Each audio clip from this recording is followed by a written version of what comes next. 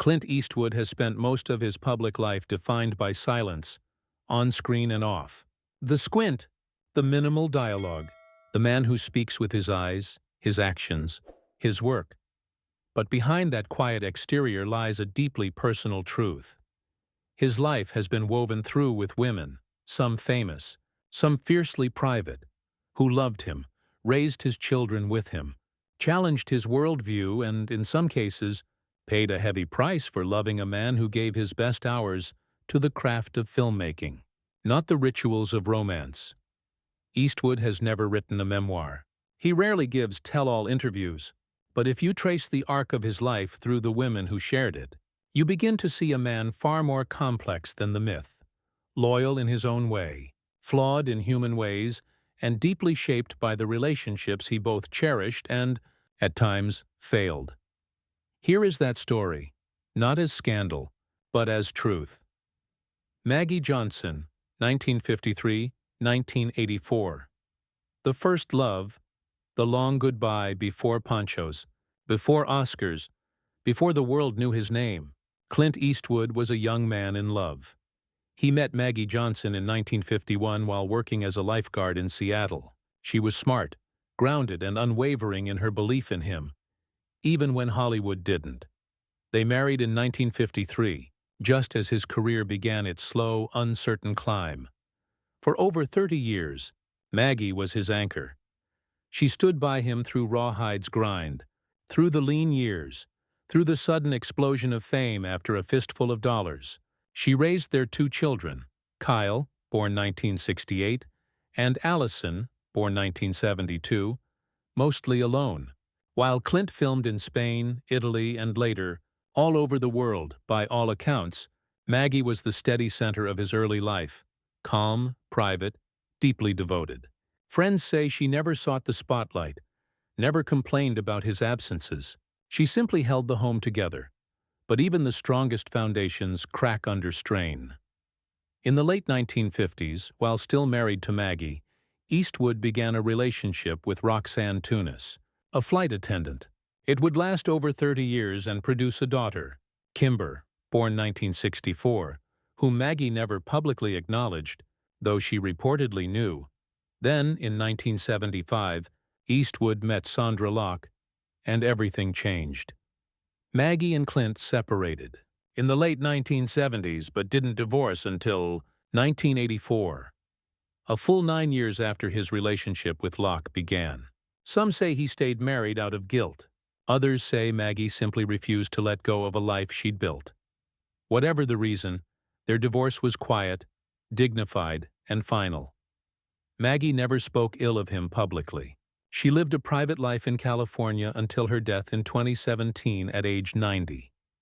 In later years, Eastwood's children from this marriage, Kyle and Allison, have spoken warmly of both parents, suggesting that while the marriage ended, the respect remained.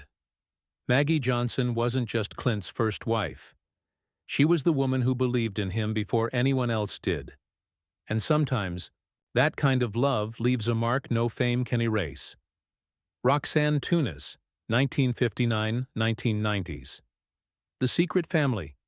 While the world watched Clint Eastwood become a global icon, few knew about Roxanne Tunis, a Pan Am flight attendant he met in the late 1950s.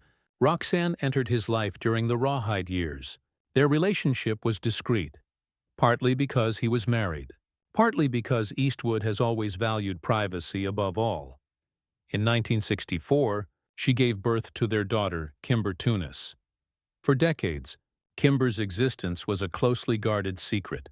Eastwood provided for her financially, paid for her education, visited regularly, but kept her out of the public eye completely. No interviews, no photos, no acknowledgement in press. Roxanne never demanded more.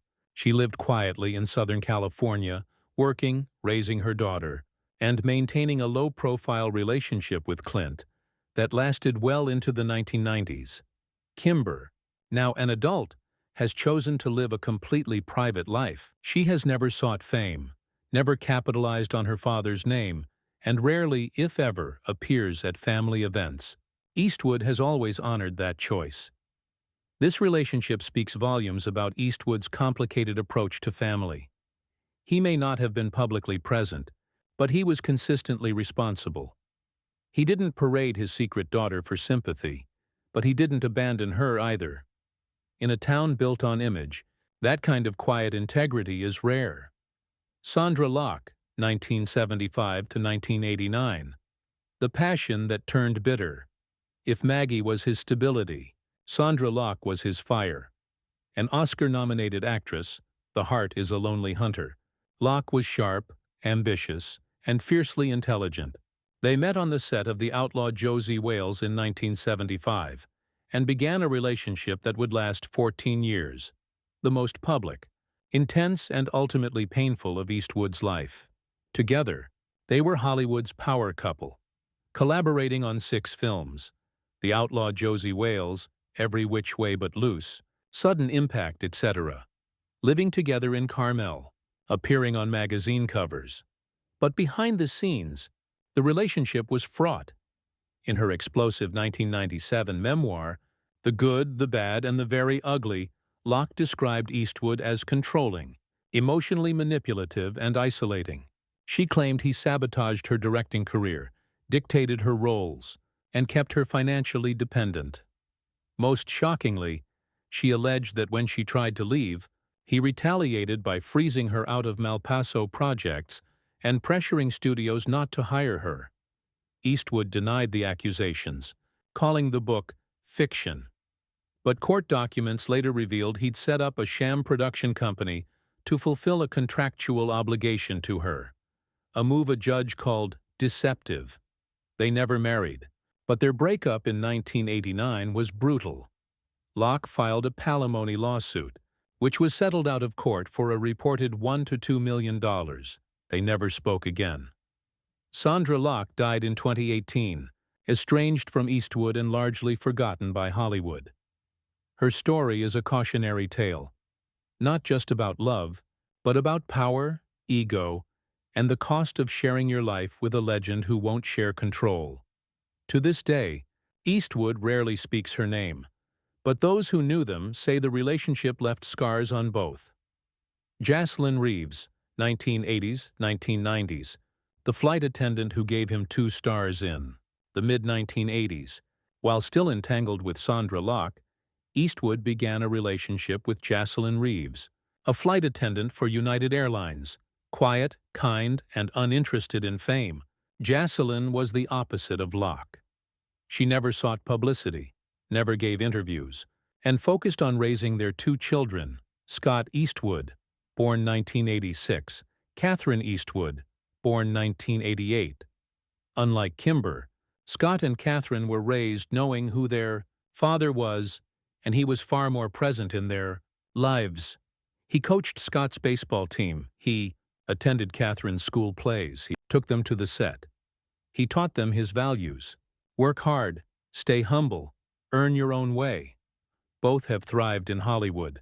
Scott as a leading man, The Outpost, Fury, Catherine as a producer, Cry Macho, Juror Number 2. But both insist they built their careers independently.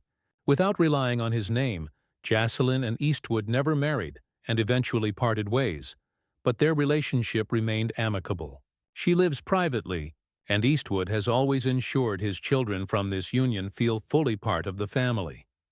This chapter shows a maturing Eastwood, a man learning, perhaps too late, how to balance love and fatherhood. Frances Fisher, 1990-1995. The partnership that produced an artist-actress. Frances Fisher, known for Titanic, Unforgiven, and Lincoln, brought intellect, passion, and creative equality to Eastwood's life. They met on the set of Unforgiven in 1990 and began a relationship that, while brief, was deeply influential.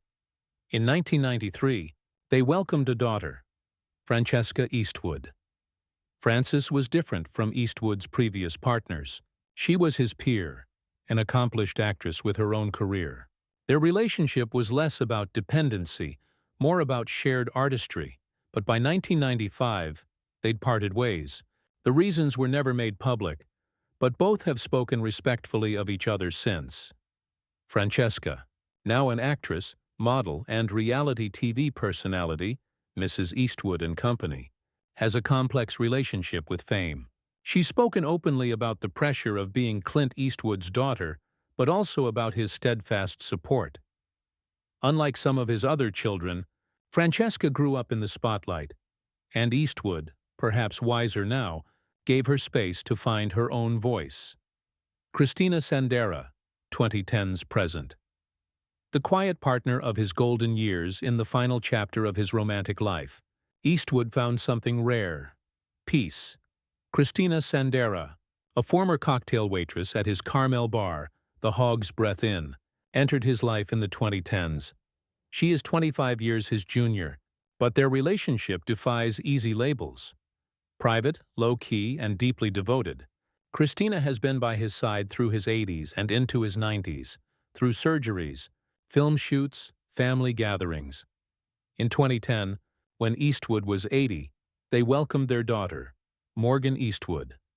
Now in her teens, Morgan is fiercely protected from the public eye. No social media, no interviews, just piano lessons, horseback riding, and Sunday dinners with Dad. Christina doesn't give interviews. She doesn't seek attention. She simply shows up, at premieres, at family events, at his side in the editing room. Friends say she brings him calm, that she understands his rhythms, the early mornings, the long silences, the need to work.